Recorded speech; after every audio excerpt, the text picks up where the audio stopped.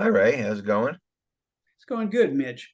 Good. So today we're going to talk about the challenges that businesses have in keeping their key technology people, and that could be a lead developer, lead software engineer, lead network person, even a CIO or a CISO.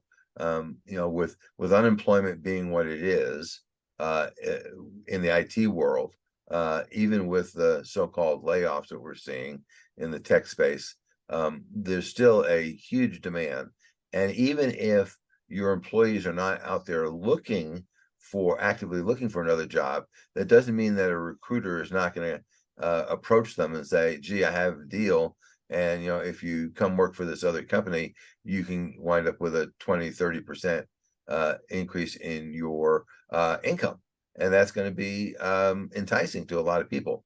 So the question is, have you thought about, that you could lose these people, and what is your plan for doing it? We're putting together a position paper which covers a lot of different parts of that scenario. But right now, we're just going to talk about, have you considered the fact that at any point in time, a key technology person could leave without any significant amount of advance warning, and are you prepared for that? So Yeah, and what we're doing, we're the paper that we're working on is kind of all started with, do you have a succession plan for such a loss, since there can be such a devastating impact?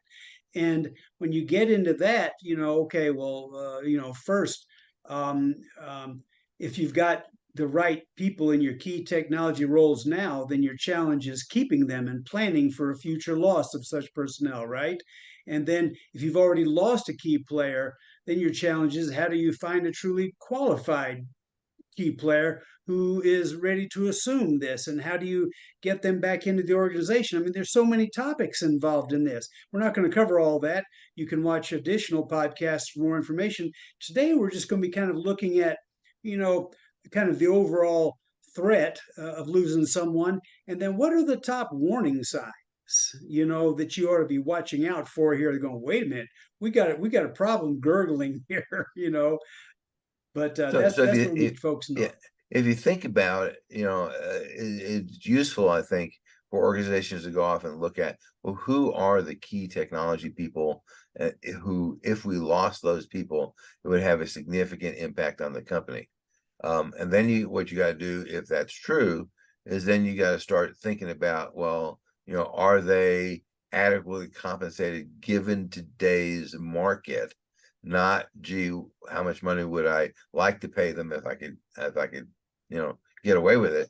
But if a recruiter were to approach them, what would that recruiter offer my employee? And is that, roughly close to what they're making now, or is there a big gap there? And have you even looked at that? If you have, for example, a chief software architect, right? And you're paying that person, just pick a number, $90,000 a year. Well, that's way below market. And if someone were to approach them, and if your chief architect was not married to you guys for whatever reason, I could easily see them coming up with a 30-40% bump in pay if that person is good, um, and has desirable skills.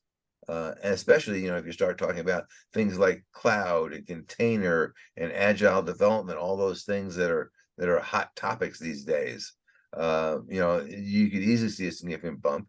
Do you know who those people are? Do you know what your exposure? Do you have anybody else in the organization that can fill the gap? Have you thought those things through so that you even know who the people are that are at risk? And then, because Ray's going to talk about warning signs here in a minute, but if you don't even know who the people are that you need to be warned about, you're not going to know what the warning signs are.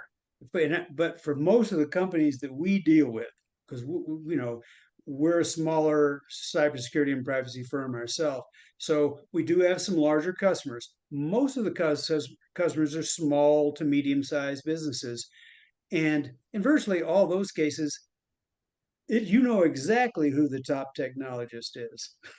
There is a top technologist that drives the conversation. All right, and and that technologist, if the company's being run right, works very closely with top management. But many times that's not the case. And But there's so, more than one top technologist, right? So let's say you have the top technologist might be your CIO, for example. That's pretty reasonable.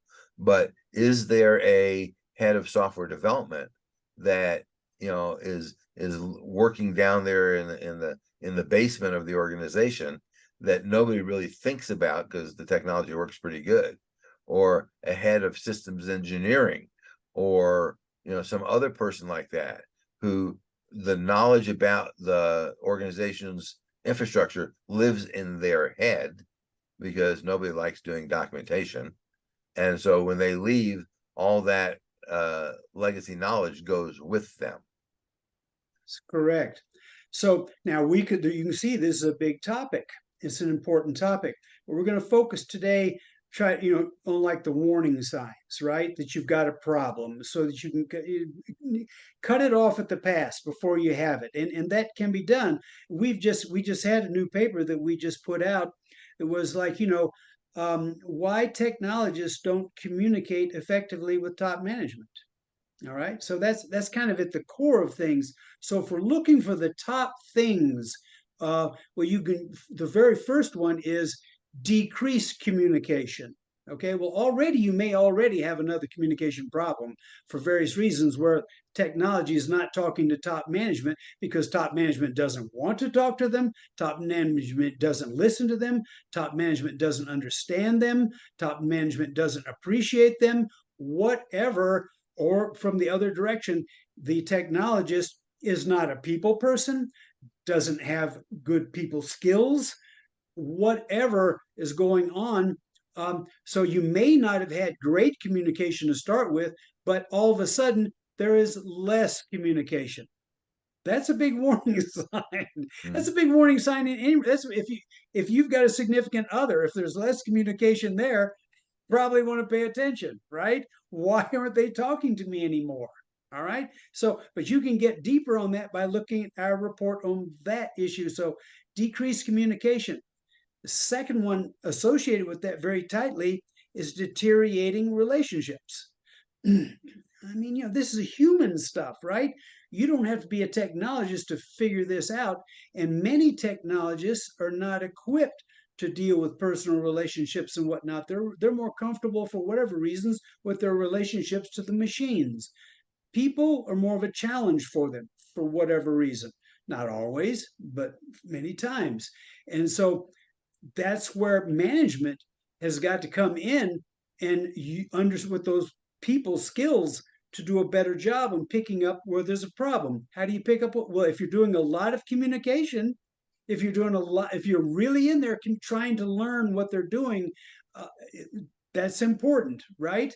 And you've got issues like, well, someone gets upset because they don't feel like they're being appreciated and respected properly. Okay, that's going to piss people off. You've got to show them we care, we like you, we appreciate what you're doing, we think what you're doing is important. If it's the truth, of course it was important. We want to support you even though we might not understand your job. We appreciate it, we respect it. You do that and you're going to solve 90% of the problem right there. What do people want in life? Appreciation and respect, even And more than money. money, right? More than money. Okay. Care about me. But I'm only going to be here one time in life, and I'd like someone to recognize it and that I have some value.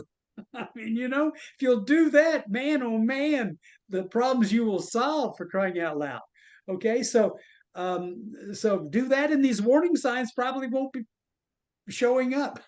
What other warning signs are there that Lack of enthusiasm, changes in behavior and mood, unusual secrecy, increase in remote work, increased networking, personal belongings being removed from the I think office. it's probably Okay. too late at that point. Yeah, pretty much at that point, go ahead and call it a day.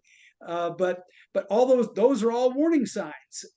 But they come as a result of that relationship not being solid, not being real. Okay, if you do that, well, hey, You've got things under control. And when they are having a problem, whoever the human being is, if they are having problems or having issues, they're going to come to you first because you're a friend. You care. You've proved you care, right? And you do care. This is not some BS, you know. This is for real, you know. And if they've got a problem, help them solve it.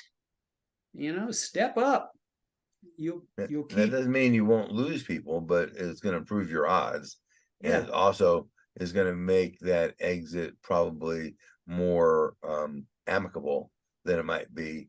I mean, how many times you hear stories of people feeling that they're not appreciated, IT people feeling that they're not appreciated. And when they leave, they, launch a hand grenade behind them, technical hand grenade, launch a hand grenade behind them, just to, say, screw you, I don't care. And now not only did you lose the technical talent, but you also, have to do damage repair. right.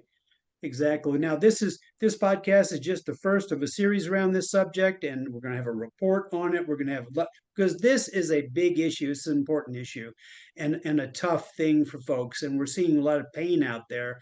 There's a huge turnover going on in technology jobs. What is the average time in position for key technology folks, right? 3 years max, usually is the average. They're out of there in 3 years. And so sometimes faster, depending if they're happy or not, you know.